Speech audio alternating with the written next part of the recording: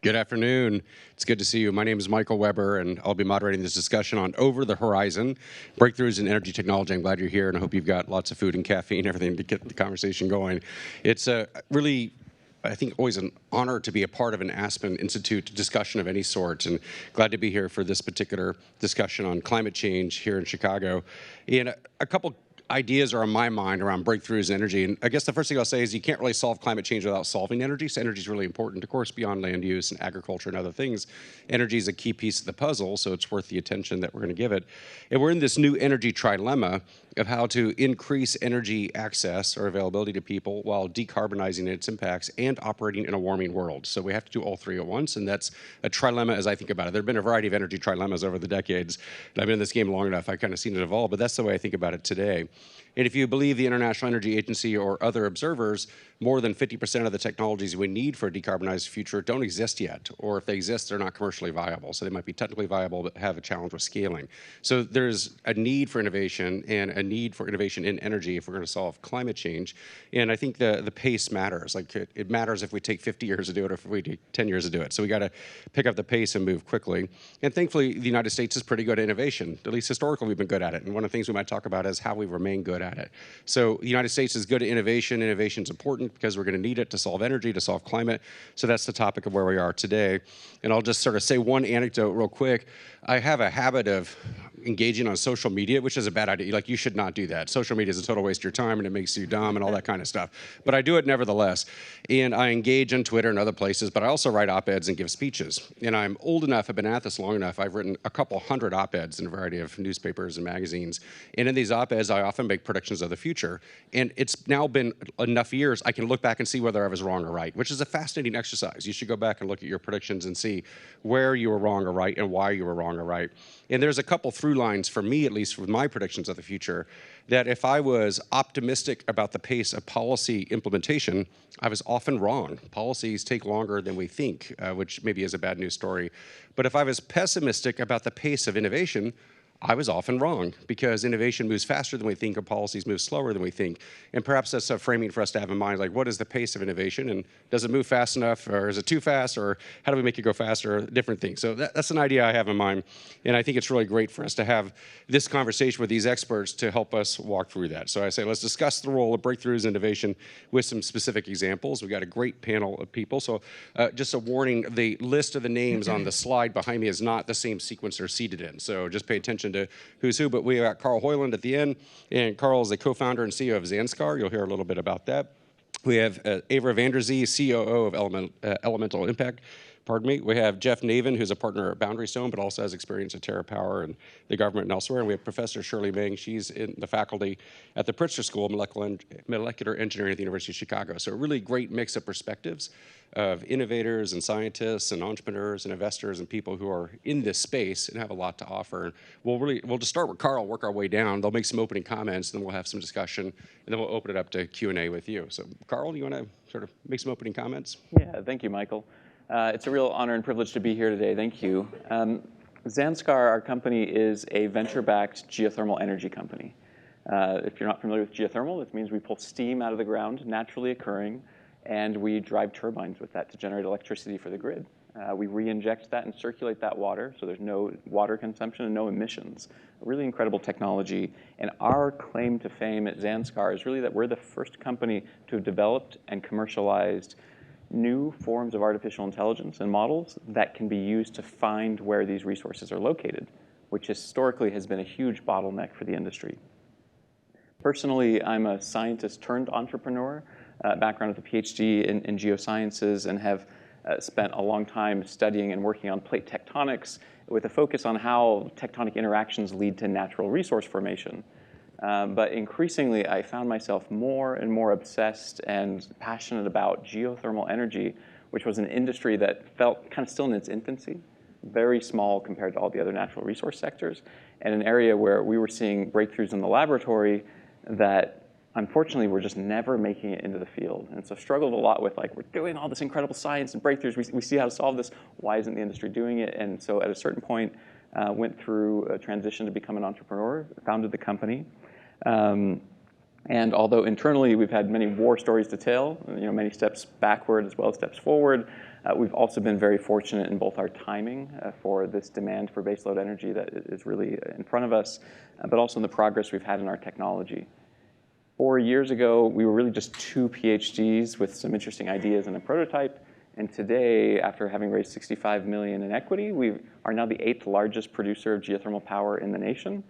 And we also, just this past year, notched a new milestone of having discovered more new hidden geothermal resources than any company in US history. And that's only been possible because of what AI is doing for this. So kind of the interesting thing here is that AI is driving this demand, but it might also be part of the solution and allowing us to finally scale geothermal orders of magnitude beyond what we thought was possible even just a few years ago. So again, very honored to be here today and looking forward to the discussion. I love the couple through lines there. First of all, AI use cases in energy. We hear a lot about what it means for demand, but as you said, as part of the solution set as well. But also the story arc of the scientist turned entrepreneur. We're going to come back to that more in discussion. Avra. Yeah, hi. How's my mic? All right. I'm Avra. I'm the COO of Elemental. We're here today to talk about some of the what, the breakthroughs, the details of the technology. I think it helps to start a little bit on Elemental on the how, because how we invest really determines where we invest. So we're a nonprofit investor. We invest across the climate spectrum, but with a big focus on energy. We have invested in over 160 companies to date. And we're invested in a number of energy companies, a few in the geothermal space, like Fervo, like Bedrock, a few in the HTS space, including Medox. We have companies that do long-duration energy storage, like Energy Dome and Noon. And really, when we think about it, we understand, like Mike, what you said, right? The technologies are there. They're just not at scale. And so what we work on at Elemental is really identifying what it takes to get technologies to scale. And what we've identified is obviously it's capital. We know we need more capital. We also need project expertise. So at Elemental, we work through a sort of 4-component strategy to work with companies on a kind of set of ingredients or frameworks to apply to help companies scale. And those are, 1, catalytic capital. It all starts with capital. You can't do anything unless you have it. We invest usually as equity, but we've really been working over the last few years to pioneer and experiment with interesting and innovative new instruments. We worked with Wilson Sonsini on something called the development safe that sort of inverts the traditional safe. All this to say, we're looking for fit-for-purpose, flexible capital to provide strategically for companies that are scaling. So catalytic capital, project expertise. We have in-house roster of CFOs in residence, workforce experts, experts that help companies on ribbon cuttings and cons. The third one is local partnership. We have seen across our myriad investments and deployments that the best projects are the ones that do so with stakeholder engagement and deep local engagement in the form of workforce, in the form of bringing folks into the site in terms of explaining what the technology does. And then lastly, but very importantly, is mobilizing private sector capital. And what we see there is we have about 2,000 investors, co-investors in our network. And for every dollar of Elemental capital, those companies have gone on to raise over $100 of capital from other sources. And it takes all of it. It's certainly not enough, but those 4 ingredients feel really important to helping companies scale. And what we've heard is that this approach works. An independent study from Vibrant Data Labs, if you don't know it, you should check them out. They run the climate finance tracker. They did a study and showed that Elemental companies are 2.5 times more likely to survive. Those are huge successes both of you shared. So a lot of ingredients for success there, and capital is part of that. And I can't help but do a quick aside on this. I teach a variety of classes on energy at the University of Texas, and this is going to sound funny, but one of the classes I teach is Energy at the Movies, which is a great class. So we watch energy movies and talk about it because it's liberal arts students, so we watch movies and think about it.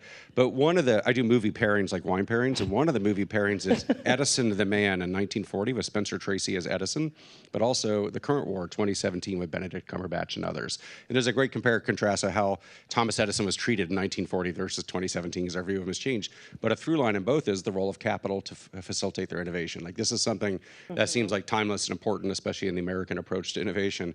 Capital is really important. We'll come back to that some more as well. That's great. Jeff. Great. Hi, I'm Jeff Naven. I'm a partner and co-founder at Boundary Stone Partners. We are the largest clean energy-focused advocacy firm in the United States, and we work across all varieties of technologies, some of the companies that were mentioned previously. Before I founded the company, I was the chief of staff and deputy chief of staff at the U.S. Department of Energy during the Obama administration. But for the last decade or so, I've really been doing a lot of work in nuclear. Nuclear as a climate solution, bringing advanced nuclear and new nuclear to the market. I'm currently an advisor to TerraPower and served as the director of external affairs for that company for about 6 years as well. So I want to kind of focus on that piece, on the nuclear and the TerraPower piece. So TerraPower is a pretty interesting company. It was founded by Bill Gates about 17 years ago. And he got a bunch of smart people together in a room, and he asked the question, are there technologies that we're going to need to solve the dual challenges of global energy poverty and climate change that aren't going to come to the market unless an investor like me makes some strategic and long-term and patient bets? And very quickly, they said, look, we're going to need nuclear. And if nuclear is going to be successful, we need a step change improvement in the technologies. The current technologies are great. But we've been innovating on light water technologies for about 70 years, and I think we're getting kind of to the end point of how much juice we're going to be able to get out of that innovation squeeze. So nuclear, the 30-second version of what is nuclear power, it's basically a coal plant, but instead of burning coal, you split an atom, it releases heat, you use that heat, you make steam, you spin a turbine. The Natrium plant, which is the TerraPower plant that we are currently working on, differs from conventional nuclear in 3 ways. The first is the size, right? A conventional nuclear plant, the ones that just came online in Georgia, are about 1 gigawatt in size. Natrium is 345 megawatts, so about a third or a fourth, depending upon what you're comparing it to in terms of its size. Secondly is the coolant that's used, and that kind of is what differentiates advanced reactors from more conventional reactors. All of the reactors operating in the United States today use water as a coolant. Water has a lot of very good properties. It's abundant, it's cheap, it's easy to find. Works really well if you're building submarines and aircraft carriers, which is where the first nuclear reactors came from. But it has some limiting properties as well. This is as technical as I will get. The boiling point of water is 100 degrees Celsius. We use sodium as our coolant. Sodium's boiling point is about 880 degrees Celsius. What that means is we don't have to worry about our coolant boiling off and resulting in the kinds of accidents that we saw at places like Fukushima and the like. If you're a nuclear reactor operator, what you're really trying to do is make sure your water, that cool water, keeps getting pumped in over your reactor to remove your heat. So you pressurize it in a lot of cases, right, to raise that boiling point. That creates engineering challenges and some safety issues as well. So what we started with was if we have a different coolant, we can design a different reactor. Our reactor looks very, very simple compared to, we don't have all the belts and suspenders and backup safety systems because if an incident occurs, we just use natural convection to remove the heat. So hot sodium rises, releases the heat into the air, cool sodium drops down and continues to cool the reactor. The third way that we're different is instead of using the heat to generate steam directly and spin a turbine, we are stealing technology from the concentrated solar industry and using a molten salt energy storage system. So we can store up to 500 megawatts of electricity for up to 5.5 hours. That's gigawatt scale energy storage. So when we come online, we'll be able to do something that right now no other commercial technology that's available can do. We can provide 24/7 baseload carbon-free energy, and we can ramp up and down like a gas plant to balance the load. Why is that important? Well, we're building our plant in Wyoming. Wyoming has a ton of wind, and they're putting more and more wind on the system. When the wind is blowing, we can store the excess energy that we're producing. When the wind stops blowing, which I'm told does happen on occasion, I haven't yet seen it in Wyoming, but when the wind stops blowing, we can then ramp up to meet those pieces. And finally, there's another element that I'm really proud of about our project. We're building our reactor in a small town of Kemmerer, Wyoming. Kemmerer has a coal mine, and they have a coal plant, and that coal plant is slated to be retired, and the coal mine is likely going to shut down. Those are the 2 largest employers in that region. There are 109 IBEW workers at that coal plant, We're building ours just across the road. We will have 200 to 250 full-time employees when our plant is operational. It'll operate for 60 to 80 years. We've promised every one of those IBEW members that we'll recognize their union, and we will make sure that they have a job if they want to continue their employment in energy. So we benefit by having that trained workforce that we can put to work at our plant. We also get access to the transmission lines and the water rights as well. So we are, as far as I know, the only just transition project that is actually employing union coal workers in their own community, and we will pay them at a rate that's going to be consistent with what they're currently making as well. So that's a part that I'm particularly interested in. Final piece that I'll mention, because it's relevant, is we are doing this with a 50-50 cost share with the US government through the Advanced Reactor Demonstration Program. So the first plant that we build, half of it is going to be paid for by the taxpayers. It's a huge and massive investment by the federal government into this space, and we can talk a little bit more about why that federal public-private partnership piece is going to be really necessary to get a lot of these kinds of innovative technologies across the finish line. I love it. Already a couple themes emerging. First of all, success stories. Successes are possible when it comes to breakthrough and innovation. The role of capital, patient capital in this case, but also the role of local communities working with the local town, like the local stakeholder, the state stakeholder, everything else. And sodium might come up as well again. Yeah. Shirley, do you have some comments for us? Yep. Hi, everyone. I'm Shirley Wang. I'm a professor at academia. Actually, I also wear the hat as the chief scientist for Argonne National Laboratory's Energy Storage Science. I lead the program called the Energy Storage Research Alliance, biggest battery hub in US, with 40 plus PIs from 3 national labs and 11 top universities. We work on something very important, batteries. So all of you have batteries in your hands. It is so ubiquitous that you don't even pay attention to the batteries. But I'm glad that Jeff mentioned the scale of mega, giga, tera is 1,000 giga. So I just want everybody to know, thanks to all the scientists around the world, the lithium-ion battery community takes 30 years to reach terawatt-hour scale production in the world. And in the history of humankind, only 2 types of batteries reached terawatt-hour production scale. First one is lead acid, already over 150 years old, and will never expand again because everybody knows the toxicity of lead. And the lithium-ion batteries, I think a lot of you will be wondering, so what's next? I have a lot of exciting things to share with you, but just to keep the time, I want to say, in your lifetime, you're going to see flying cars. Trust me.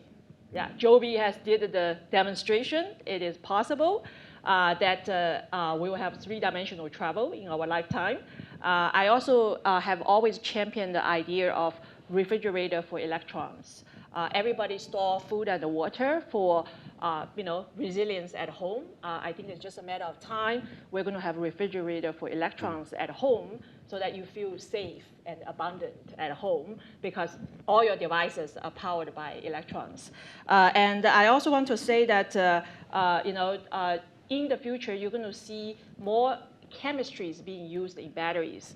Sodium is coming back. Yes, sodium batteries, I promise you this year, if you come back to visit us again in the Climate Institute in Chicago, we will show you sodium batteries. You hold the sodium batteries. It's, salt makes you have a high blood pressure, right? So we put those in the batteries now. They're safer there. Yeah. Yes, and I certainly hope many of you get excited because the battery, I think one important message I would like you to take home is that battery itself is not renewable. We are actually very much resemble the oil and the gas industry. There's a big difference. We don't emit the gas, okay?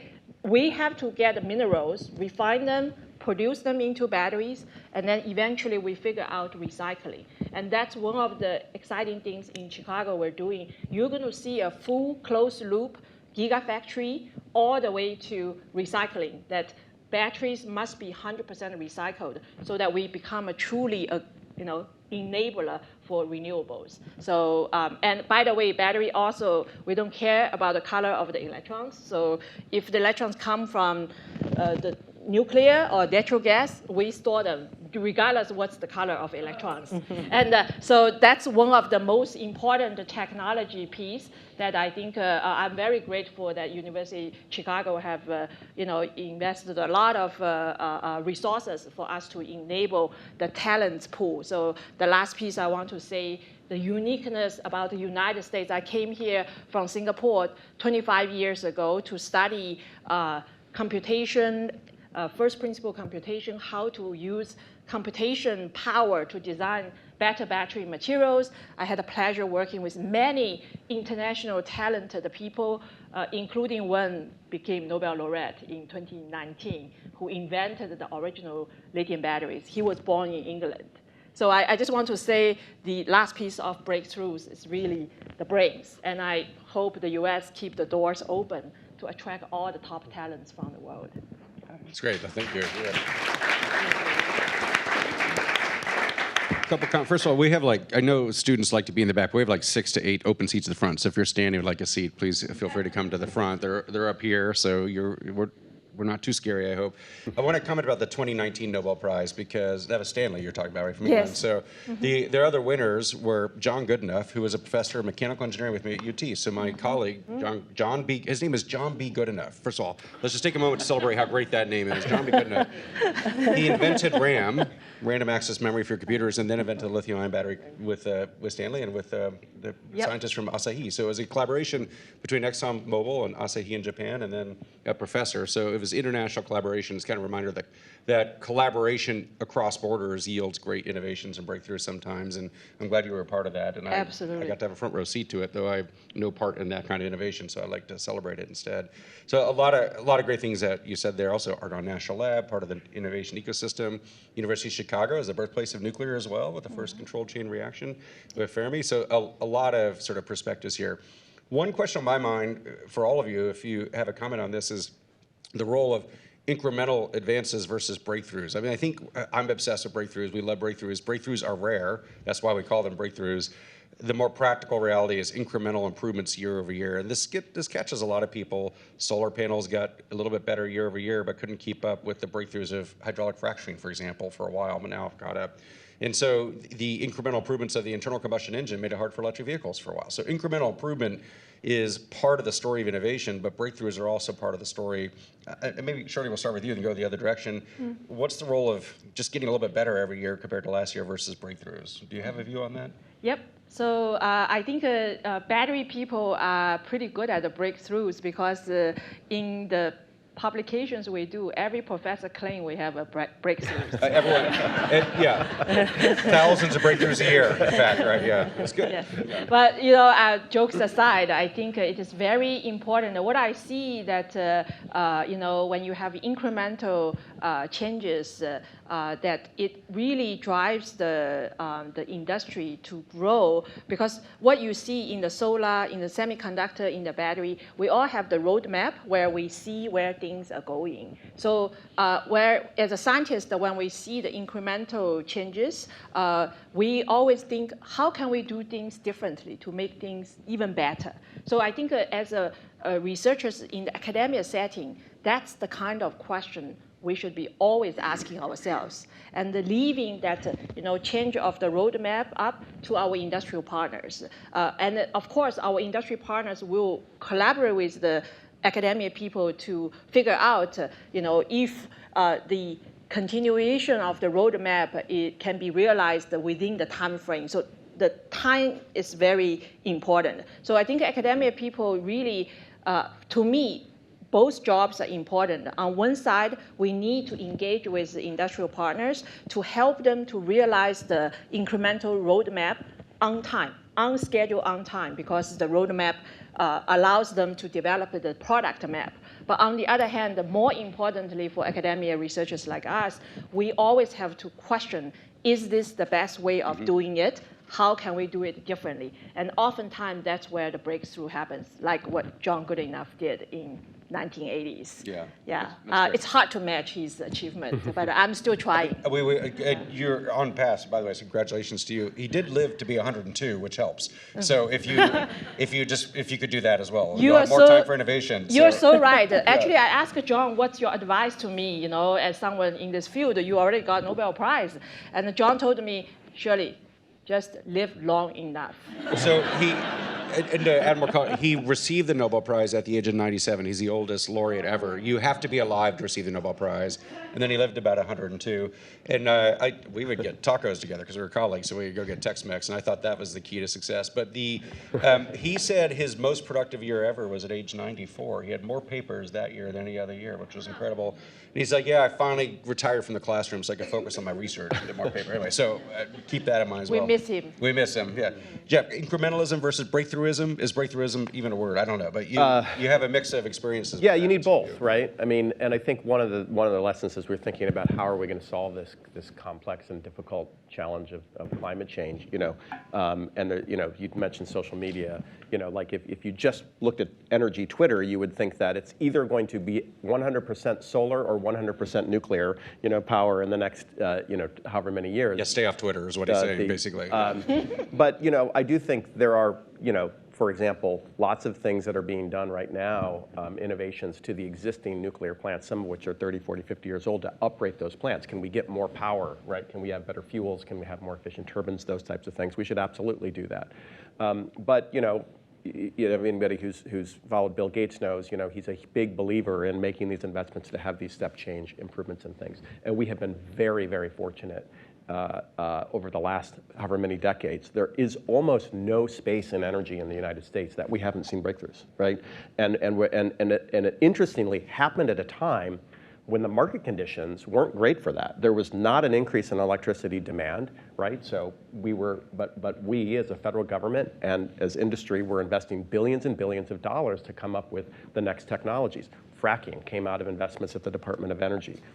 All of the advanced reactors that are being worked on, you know, in the United States right now are all derivatives of work that happened in the 50s and 60s at Idaho National Laboratory and at Argonne and other places, right? So, you know, I think it's like the Kodak lesson, right? You know, Kodak invented the digital camera, but then killed it because they didn't want to encroach on their film business, right? You still need to invest and make better film because people will still use that, but you have to be thinking about what the next thing is.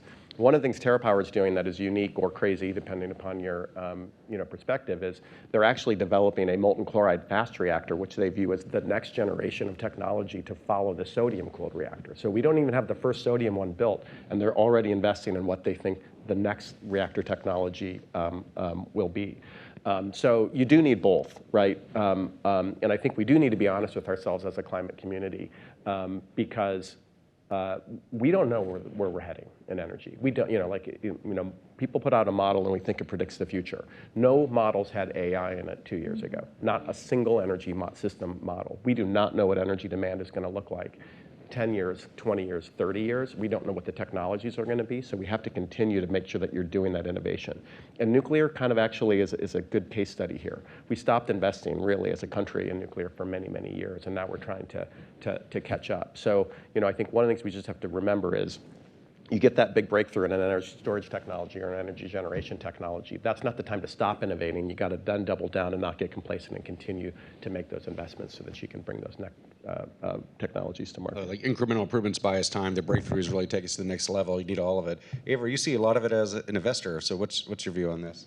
Yeah, I agree with Jeff. Yes, and you need both breakthroughs and incremental improvements. I will say even breakthrough technologies, though, I have a feeling if we went back and looked at every single one, there would be relentless incremental improvements made as those projects had their first demo pilot, then their first commercial pilot, then they hit their third pilot or third commercial plant, and then they hit scale, right? There's this idea in hindsight that things are easy, but we know across investing and working on project deployments how hard it takes and how many incremental improvements and adjustments are made, even if you're, you know, getting to bankability and hitting commercial scale. And so, while yes, it's both breakthroughs and incremental, relentless progress. I also think there's a couple macro themes that emerge that drive some of the sort of industry trends and drive some of the new technology sectors. So yes, we continue to look across the climate spectrum. We look for breakout opportunities. But right now, we're particularly interested in two areas where there's some real macro trends driving innovation, and that's around workforce. Of course, we work with our companies on workforce and deployment. We're also seeing a lot of companies that at their core have workforce as part of their business model. For example, we invested in a company called MOLG, M-O-L-G, Machines of Love and Grace, and they do robotic repairs of electronics. So they go into data centers and they do the disassembly and the repair work, which is too hard for humans. It's dangerous and there's a volume issue. And so through this type of technology, it's a robotic company, but it's actually innovating in the workforce. The second type of technology or sector, kind of macro trend we're looking at is around data centers. And what Jeff was saying is right? Like for the last 20 years, demand was kind of flat, and now it's expected to triple or quadruple in the next 5 years. And what that's doing is it's putting a tremendous pressure on hyperscalers and other companies to speed to scale, right? To deploy data centers and match the AI demand. And what that does is it opens a window of opportunity where all of a sudden there's a tension where innovation is needed, but there is also no appetite to take on risk. And within that, there is a new door for technologies to think about how can they scale faster, how can they work to partner with corporates, which offtakes have always been a huge piece of the puzzle. How can they work with corporates to do the deployments faster? And so we see with data centers in particular that there's now more almost collaboration. There's deep competition, but there's also collaboration. And we're working, in addition to investing in companies that do data center work, we're also working with hyperscalers and other investors to talk about how we can pilot certain technologies in the data center context to come up with a type of roadmap. How can we work together to de-risk the deployments? It's all about that deployment stage that we know is so hard. That's the relentless incrementalism we talked about before. So it's all about that deployment stage that's so hard. So how can we work with hyperscalers and other interested parties to come up with a roadmap by actually doing the work, by rolling up our sleeves, by seeing how hard it is, by overcoming hurdles? And that's just one of, I'm sure there are 5 other macro trends we could talk about, but those are 2 that are particularly interesting to us right now. Great opportunities, great sort of customers with money who want to improve things. But it reminds me of semiconductors in the 80s, which was a national crisis because they're losing ground to Asian producers. And the United States came together and said, we need to have pre-competitive collaboration among our different companies and formed Semitech, the Semiconductor Manufacturing Technology Consortium, which required an act of Congress to give antitrust exemption so that these competitors could collaborate, and then we caught up, which is great. So this reminds me of that, where it feels like national security is on the line. There's a lot of money. There's a lot of common mode problems across all the data centers that are for maybe room for collaboration, but you can't collaborate if you're a competitor. So it's a tricky space. So, Carl, we heard a little bit about the timing of all this, and when we prepped for this, when you talked about, hey, innovation takes longer than people think. I don't know if that's what you want to talk about now, but I think when Ava talked about that, hey, these innovations are built up. They feel like they're overnight, but they're actually over decades. What's your view on this? No, I completely agree with that. Our team was able to announce some big milestones this past year. For example, the first time we showed that AI could outperform humans at exploring underground. Right? You sort of think of these milestones from beating checkers and chess and kind of notching your way upwards to language to dealing with very sparse, complex scientific problems. But the team will tell you, yeah, it took us 15 years to be an overnight success. Right? It looks like it happened very quickly, and then that 15 years is just the end of a 100-year cycle of innovation into really the 40s with neural architectures and the 50s, the perceptron. It looks overnight today, but it's actually been a lot of work. And so we think a lot internally about how do you continue to invest in both the things that we know are going to work tomorrow, but also the big breakthroughs. What is the capital allocation, resource allocation between those can be difficult. And as a geoscientist, it's hard for me not to think about this in terms of something we see in Earth history, which is, if you've taken a geology class, punctuated equilibrium. This idea that the Earth is often kind of dynamically stable, but every now and then something will put it over a tipping point. Sometimes that is a truly overnight kind of, in this case, you could think of it as a breakthrough. An asteroid hits the planet and everything's different. But oftentimes they're very subtle and they take a long time. The oxygenation of the atmosphere took new forms of life that slowly, until it hit a certain tipping point, and boom, the oxygen changed the ocean chemistries and metals precipitated out. Wild things happen that overnight based on millions of years of slow build up to it. And so in technology, if we knew which breakthroughs were going to work today, this would be a very easy problem. Just invest in those and nothing else. But since we don't know, we have to keep investing in the incremental changes that we know are going to provide support in the meantime. And geothermal is an interesting area because it's experiencing a bit of a Cambrian explosion right now. There's now a dozen different technologies of how do we extract this heat that range from very conventional incremental change to more radical, one investor, Vinod Khosla, will say, if it's not 700 Fahrenheit or hotter, I don't want to deal with it. And so these kind of more extreme end members have drilled to the center of the earth. And I think, honestly, you need both. But what's hard is how much capital should go to both, how much government support should go to both when we know there's a crisis today that can be solved with some existing technologies with slight improvements. And so to me, I think at our company, we are committed to both, but we see a pathway to add enough energy with technologies that only require some incremental change that are very much here in today technologies. And we think the more we invest in those, the more we actually get visibility and clarity into what those breakthroughs are going to be beyond that. I love it. So two scientific framings for you. Punctuated equilibria, which I love, which is eras of stability, which you could say was the power sector in the US for the last 25 years, followed by brief eras of rapid change, which is what we're in right now. And so your timing for geothermal is perfect because you've got rising demand and customers who want it and everything else. So well done. If you'd come out 10 years ago, the timing might have been trickier. And then artificial intelligence coming out. I guess it was first coined in 1956 or something, right, at Dartmouth. And now AI is all the rage, but it's been around for decades. So sometimes it takes a while for it to hit the popular conscious. But Cambrian explosion is the other scientific framing where the Cambrian explosion, where we had great diversity of life emerge almost overnight, it felt like, in rapid geological time frames. So those are useful concepts for us to have in mind for this conversation. Jeff, in your opening comments, you mentioned policy. I want to come back to that. What's the role of policy? And the others are welcome to comment on this as well if you want after Jeff says something. But policy matters. What's your view on this? And you might have a particular view because you've been at it for one project for 17 years. But what's the role of policy? And where does it help or where does it hurt when it comes to innovation? Yeah, especially in the energy space, right? There is no free market for energy, full stop, period. There is no electron you put on a grid that you don't have multiple regulatory agencies telling you what you can, you can't do. You can own a coal plant and say, I'm going to take it offline, and the federal government can say, nope, we're requiring you to run it, right? If you want to put a gallon of a liquid fuel onto the market, that price is being set against the price of oil, which is set by a cartel made up of sovereign countries, right? There is no free market for energy. And the other thing that's kind of unique about this space is the United States is really an outlier in how we deal with energy and energy innovation. And what I mean by that is in almost every other country, you have a state-owned utility, you have a state-owned companies. In nuclear, we are only competing globally with state-owned enterprises, right? There is no other truly privately owned and invested company. Now, some of them are kind of half government-owned and the like, but our big competitors in advanced nuclear are the Chinese and the Russians, right? State-owned entities, their governments are investing directly into those companies, and we would not have a nuclear industry in the United States if we didn't have government support, both to build the plants that we've built, but also to continue in the innovation.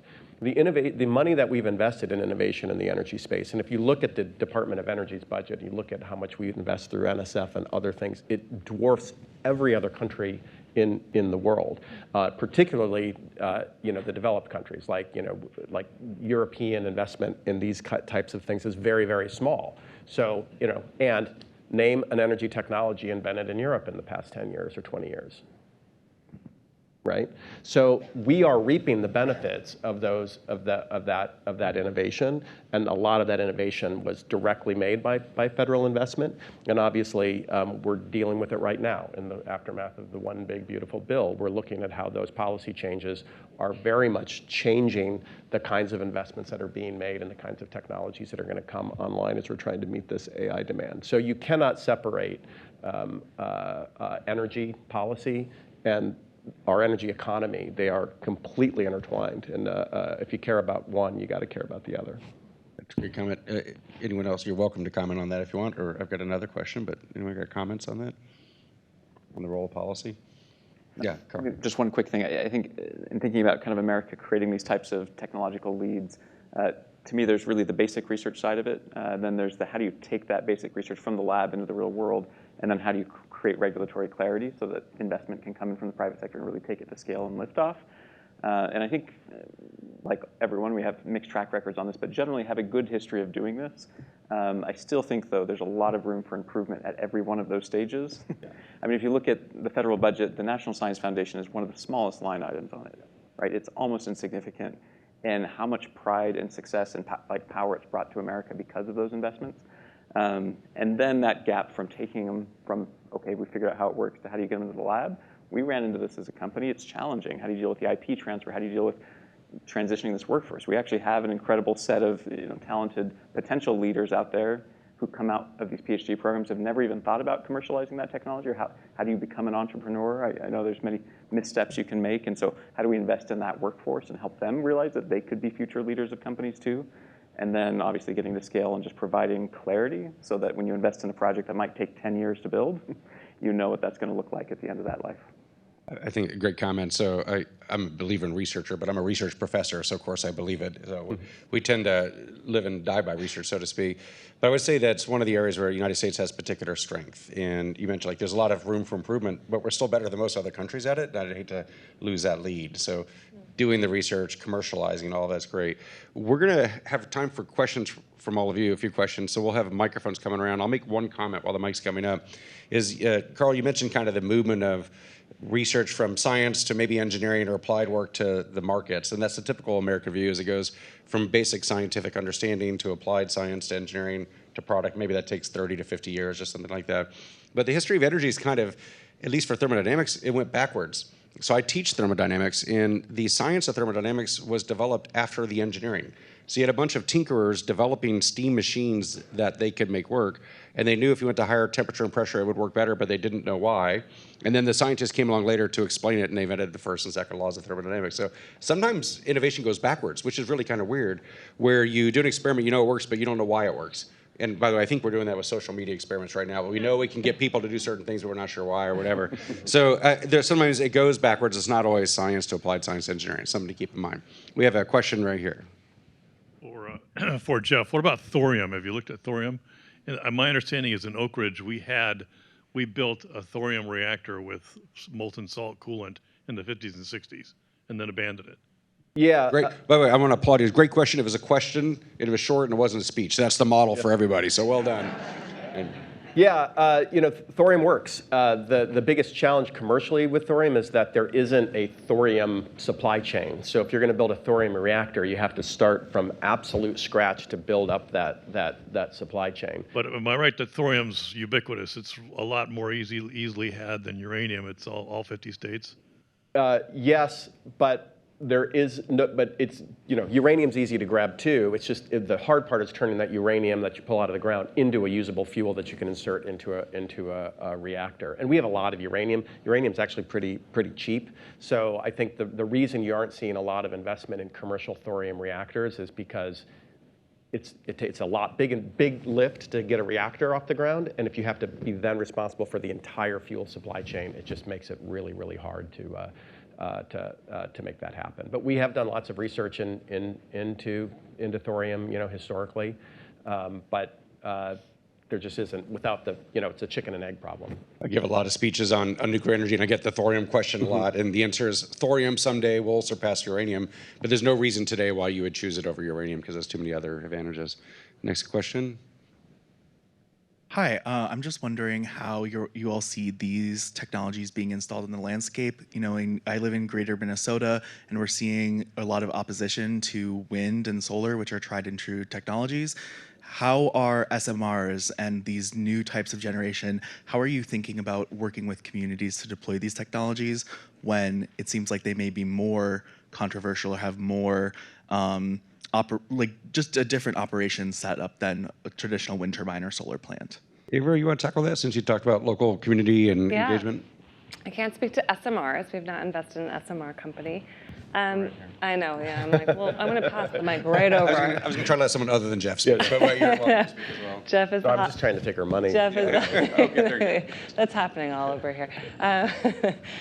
So we have found, right, so in this sort of ingredients or the 4-step approach, that the local partnership matters so much, and it matters early. It matters, we look at local partners when we're diligencing a company. We look at how they're thinking about doing project deployment. I can't speak to this particular example because I don't know the details, and again, we haven't invested in SMR, but 90% of Elemental portfolio companies say that working with a local partner leads to long-term commercial success. And it makes sense, right? It's like a double bottom line. It helps the community feel like they're part of the project. There are local economic benefits that inure to that community. There's workforce components that provide jobs. One of our workforce development sort of recent successes was with a geothermal company called Fervo. We invested in them in 2020 for their demo pilot. We invested in them again in 2024, specifically for their workforce development. They were launching in Utah. They didn't have the necessary skills on hand. We worked with them in a local community college. We funded this effort to build an apprenticeship program for geothermal. And there was a ribbon cutting just a few weeks ago. And my takeaway from that whole experience was that Fervo really worked to build trust in the community.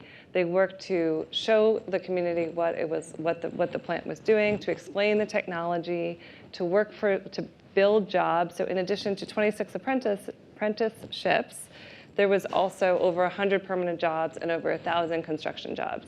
So they really worked to explain what the technology could do for the community, how the workforce could participate, how the students in the high school could think about a career pathway into geothermal for the long term. And it was a truly holistic approach to what it means to really engage in the local community. And not to pass the mic back to Jeff, but I think that what you were talking about in your project sounds very similar, right? Where it was a really thoughtful, wholesale effort to think about enduring local benefits. Yeah, and the other thing that we did, so we knew we were going to Wyoming because that's where our utility partner is. There were 4 communities that had coal plants that were slated to be retired. So we could have sited it at any of the 4. We asked each of the communities if they wanted the nuclear plant. We went to the communities, we did town halls, we explained the project, and all 4 of those communities raised their hand and said, we want the project. The difference that made was that when we selected Kemmerer, it's a town of 2,700 people, 250 full-time jobs, 1,600 construction jobs, big deal. That community was thinking about how do we keep our school open, how do we keep our clinic open. Now they're worried about their wastewater treatment facility not having enough capacity to deal with all the people that are going to be coming in there, right?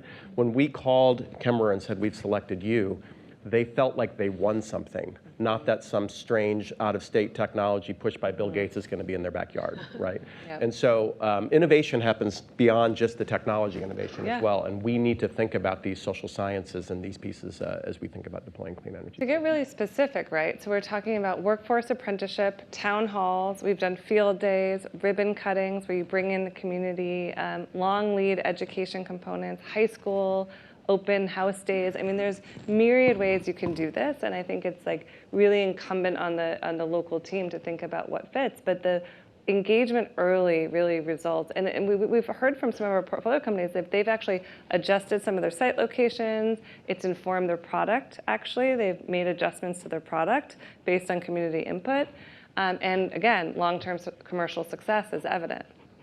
It seems like there's a couple lessons I've learned watching everything get built in Texas. It seems like at some scale, if it's visible, it gets more resistant than if it's not visible. And so wind turbines and power lines get more resistance than solar panels and pipelines, for example. If it's noisy, it gets more resistance than if it's quiet. And so wind turbines again get hit. But data centers have some noise or other ways you have noise. If there's a lot of truck traffic, it doesn't matter what it is. If there's a lot of trucks, they don't like it because they tear up the roads and kill people and cause congestion and other problems. And if the benefits accrue to just one landowner, not the community as a whole, that's a real problem. And so there are ways to solve that. And I think there are a lot of things you can do around the noise or the visibility or the benefits. But it's a huge problem for every technology. I think it's not specific to just wind, as you mentioned, or solar in other cases. They all have it. I think we had another arm up for question back there. Okay. My question is for Jeff. Do you see the future of private capital or like outpacing government allocation into nuclear and the investments as such, or do you see something similar to like the model that you observe where it's like a 50-50 split continuing throughout the country? Yeah, so there needs to be kind of this initial set of government support to help get these first-of-a-kind technologies across the finish line, and then as you build more and more of these things, the price should come down, and you'll have less of a need, for government support. I think one of the innovation spaces that Avra's working on is really evident, these new, clean, firm, baseload, high capital cost things, is we don't really have a way to finance them quite yet. They're not project financeable, right? You can't just go to Bank of America and say, I'm building this asset, it's gonna produce a gigawatt of power for the next 60 to 80 years. You know, like there isn't a financial instrument right now that we have.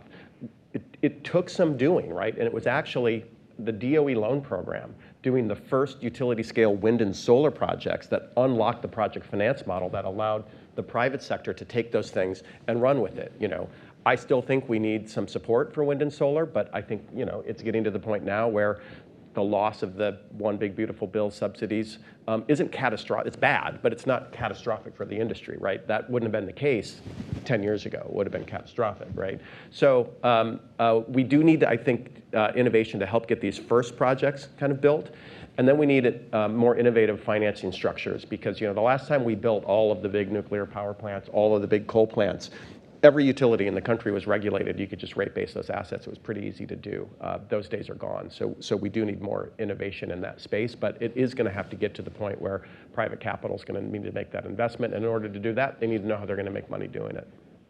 And I think it's true that like financial innovation is getting outpaced by technology innovation. And so that is one of the things we work on at Elemental. What is a type of instrument that can be strategically applied in unique circumstances? So is it a debt-like instrument that can be repaid when there is a bridge? And even with all the changes in the law, and like Big Beautiful Bill or BBB, whatever we're calling it, there was a gap before that, and that gap was huge. So it's just bigger now. And often that, you know, the sort of, it was addressed by a number. The gap was addressed early, and there are different mechanisms, but it existed. And so the idea that now we have more capital to raise, we need more financial innovation, and we need the type of capital that is innovating on instruments and taking risk. The time horizon is both in some ways shorter with the data center push and longer for some of these technologies to come to market. So. I think we have time for one more question. Are you coming up here? Great, thank you.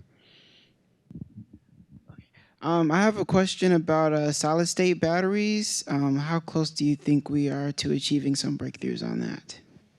Good question. 2027. Do you mind saying which day in 2027? Or? Okay, yeah, so let me be clear. Okay, so solid-state batteries actually it has a big variety. So actually August 12th and the 13th is the solid-state summit is every year in Chicago. So actually the Blue Solution already have solid-state battery running in the city of Paris. That's run on polymer-based solid-state batteries. But I think the type you were talking about is based on, we call it the inorganic ceramic materials that we claimed there will be absolutely no fire. So it's not about how long you have time to escape fire. The battery will not catch fire. So solid-state battery of that kind is under intense research and development. So multiple companies, Toyota, Samsung, LG, CATL, they all announced the 200 megawatt hour prototyping facility this year. So based on my experience, I think if they succeed in the prototyping, then in 2 years' time, usually 8 quarters are their product development roadmap. And I also want to say that there's also solid-state batteries has already been deployed in Japan for mini batteries, small size. And also I work with a company called Insurge Micropower that is working on solid-state batteries for contact lens, for rings. Yeah, so I see some people are wearing those health monitoring rings. Yeah, so actually solid-state batteries already happening around you, but I think you can expect the kind of super safe batteries that be 700 miles per charge. That was the claim. I'm a little bit skeptical, but I think it is possible. I think the initial product may cost a lot of money, and that's probably not everyone can afford the first generation. But those batteries have a habit of dropping in cost and improving performance quickly over years. So if it comes out in 2027, it might be pricey, but if it's safer, has more density, faster charging, use cases will emerge, and then it will follow some cost decline trajectory at some point. Yeah, so I want to say that the battery people are being pushed to the corner like the solar people about the price dropping. So I want to make an important point here. I think the price war is not sustainable. The reason being that the way how people give the value for the batteries, you only think about the acquisition cost and how long the battery is lasting. However, many people don't think battery as an asset. You think after use, it's a disposable. But you are actually the owner of the minerals. So there's a lot of cobalt in this device. So if I would really love the business partners to think about a different model, how we give proper valuations to engineering devices like batteries, because I can guarantee you everything cobalt, everything gold in this device can be 100% recycled. So you are the owner of the asset. And when we think about the battery assets, a car, I really want, like us stop racing to the bottom about lower cost, but more about performance, experience, and how you truly contribute to circularities. I hope that is my main message today to the audience. I think I don't mind the price dropping, but I also remember the important advice I got. If we don't make money for the company, it cannot be sustainable. Need sustainable business models too. Yeah, so. We're at the end, but we have time for some closing comments. So maybe Carl, we'll start with you and work down. Like any closing thoughts or takeaways you want the audience to leave with?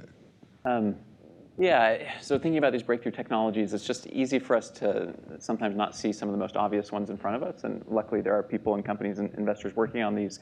When I think about geothermal, the size and scale of the opportunity is enormous, but you don't see it. So it's out of sight, out of mind. You don't think about it until you sometimes search for harder solutions. Although that's one of its benefits too. Right? One of its benefits, actually, for neighbors and communities, is very small, and we turn our lights down. So, but just the U.S. in particular, I think it's worth pointing out that in the western United States, a tectonically active area, it has some of the hottest and most abundant geothermal energy resource of anywhere on the planet. And so when you're thinking about creating American dominance and fully decarbonizing our grid at the same time, I really can't think of a better place in the world where you can get literally terawatts of energy resource that can be cheaper than any other source of power. Right? Geothermal already today in certain locations produces power cheaper than solar and wind, cheaper than natural gas and coal. And being able to de-risk our ability to access it and drill into deeper locations can make that orders and orders of magnitude larger. And so thinking of it as not just a great economic opportunity, but really our greatest unfair advantage in this country to unlock this resource, and thinking about how can we accelerate that from the people and training to the investment and government policy support. Geothermal actually doesn't get 50-50 cost share.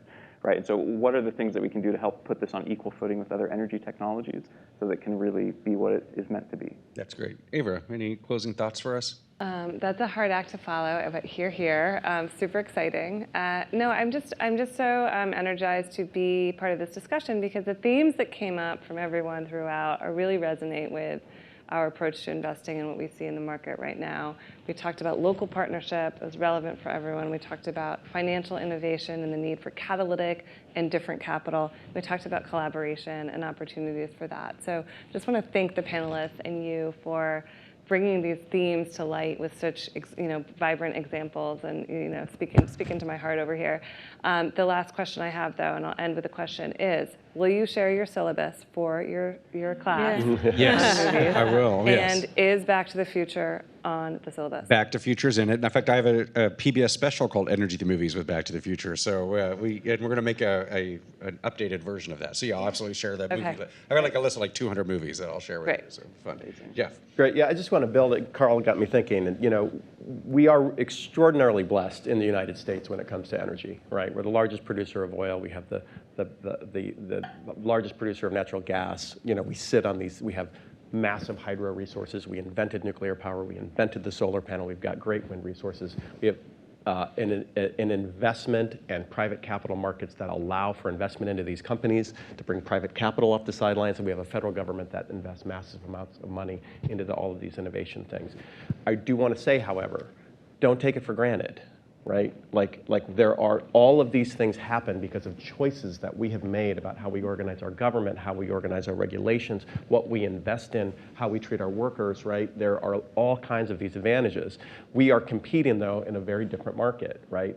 You know, China's a different beast, and China's making massive investments into batteries, into solar, into nuclear, into all of these technologies. And we don't just get to win because we're here. It takes sustained and continued effort. And we have to make sure that we're continuing on all of those fronts, innovating not only in the technology, but policy and regulatory environments and all of those things as well. So we are very blessed to be in the position we're in, but don't take it for granted. Leadership innovation doesn't just happen. You have to try, right? So yeah, sorry to cut off the clapping. Shirley, take us home. You get the last word. Sure. Yeah. I think Jeff said everything I want to say. Actually, the energy transition is unstoppable. We might be slowed down a little bit, but you know, nobody can stop the historical trend of electrification. I think as a battery person, I just want to say we need about 200 terawatt-hour battery for the world. Out of that, 20 to 25% will be US owned.